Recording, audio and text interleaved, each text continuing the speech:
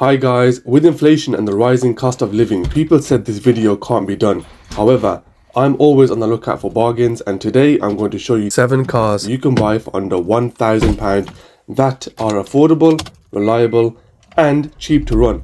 So before we begin, if you're new, please hit that like and subscribe button, and without further ado, let's get straight to the video. So in no particular order, I'm going to start with the trusty Toyota Yaris. So this particular Toyota Yaris is the 1.3 VVTi. It's small, practical, cheap to run and maintain. Looks like a nice clean car, doesn't suffer from any major mechanical issues, and being Japanese, you can be confident in its reliability if it's maintained well. It comes in a 3-door and a 5-door, has enough boot space to carry your shopping and small suitcases, and the rear seats fold down, which gives you more than enough room to carry slightly larger items in the back. It's a good little workhorse. It may be down on power, which means motorway overtaking may be a little difficult, but cruises comfortably at motorway speeds. And the most important thing is you can be confident it will get you to your destination. So moving on to our next car, the Toyota Auris. This particular model is a 2-litre D4D. They come in a 3-door and a 5-door, 126 bhp, £200 a year road tax, good sized family car with plenty of boot space and can comfortably fit 5 adults. It's a great car to use around town and very good on long journeys. It may have only 126 bhp, but the 2-litre D4D engine churns out 221 foot-pounds of torque, which makes overtaking comfortable and effortless. It may not be a 150 mile/hour monster, but between 40 and 80 miles per hour, the acceleration is very good. It averages around the mid-50s mpg on a run, and it's also a very sturdy car, well put together and solid. To get one in the price range, it's going to be around 15 years old. Things to look out for is of course maintenance, and depending on mileage, check if it's had a clutch replacement and the condition of the turbo. If you can find one that's had a replacement turbo and clutch in the last few years, that's a bonus. Our next car, and of course this had to be added to the list, is the Honda Civic. Honda Civic 1.6 iVTEC Executive, an excellent car within this price range. Depending on spec you go for, it can be a very nice car for the price. Things to look out for in terms of spec, you want things like parking sensors, leather seats, sunroof, heated seats, cruise control would be a bonus. The Executive comes in a 5-door. The rear seats fold down, which gives you so much space you can fit a bed in there. Civics are renowned for their boot space. I actually have one and it's always been my trusty workhorse. Never let me down, and I'm confident I could jump in tomorrow and take it on a road trip. It's quite nippy too, and the engine loves to rev, as do all petrol Hondas. Exhaust note is nice as standard. This car is not meant for speed or track use, but the exhaust does sound nice as stock, especially for a car that costs less than £1,000. Things to look out for are rust, maintenance, drive shafts. Hondas seem to eat drive shafts. This is due to the design allowing moisture to sit, which causes it to deteriorate over time.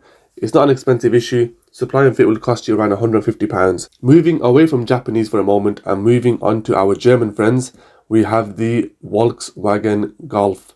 Now, if you look closely enough on both Auto Trader and eBay, you can pick up both the Mark V and the Mark IV Golf. The Mark IV Golf is now appreciating in price, especially the lower mileage ones, and some are now even fetching more than the Mark Vs. The Mark IV comes in a 1.9 diesel engine, 100 bhp or 110 bhp, and the 130 and the 150 bhp models are now becoming rare, especially good ones, and they are fetching a lot more money, especially the anniversary ones. However, the 100 bhp and 110 bhp provide many similarities. The Mark V comes in a 2-litre TDI and provides 140 bhp. Both models provide good boot space, comfortably fit 5 adults, spacious, and are good comfortable cruisers, especially on the motorway. They both give good MPG, reasonable tax and insurance. With them being fairly heavy cars, I wouldn't recommend the lower litre petrol engines purely due to the sluggish drive. Spend a little more and get an engine you will enjoy driving. Moving on to our next car, and staying with the VW brand, we have the VW Polo. You can buy a 2005 to 2006 with a 1.2 or even a 1.4 litre petrol engine.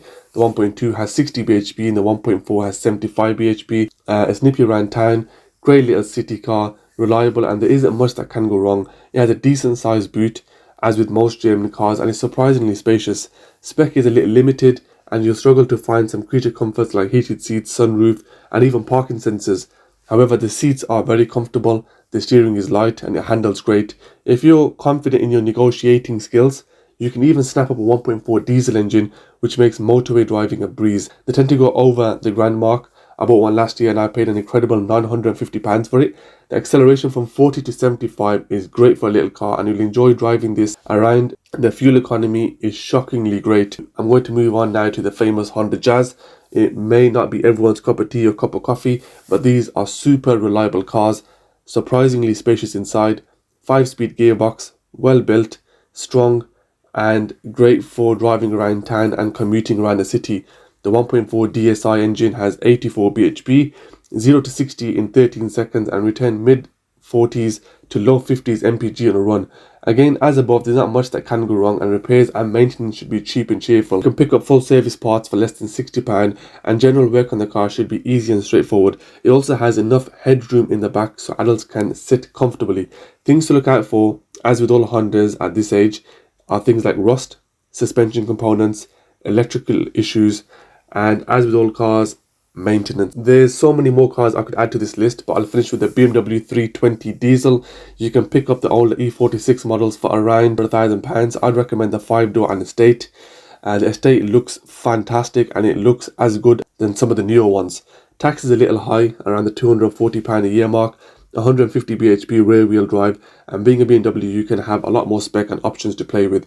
If you find a 320 diesel M Sport for under £1,000, that's amazing value for money. The Estate has a lot more spec than the hatchback, looks better, it has more road presence. However, both provide comfortable driving, reliability and power if you need it. Things to look out for are rust, service history, and these engines are chain driven, so ensure the chain isn't making any rattles, or even better, get one that's had a chain replaced. Check for turbo issues, check for any excessive smoke, hesitant acceleration, any clutch slippage, and check the suspension components as these are quite old cars now. Guys, there are many more cars I could add to this list. I just wanted to show you that you can quite easily pick up a car for under £1,000 that's reliable and cheap to run. People are under the illusion that buying a car less than £1,000 is going to be unreliable and will require work at some point. Let me know if you enjoyed the video and I'll upload similar content again in the future. I would really appreciate your feedback. Let me know what you guys think and what you'd add to the list. Anyway, thanks for watching and peace out.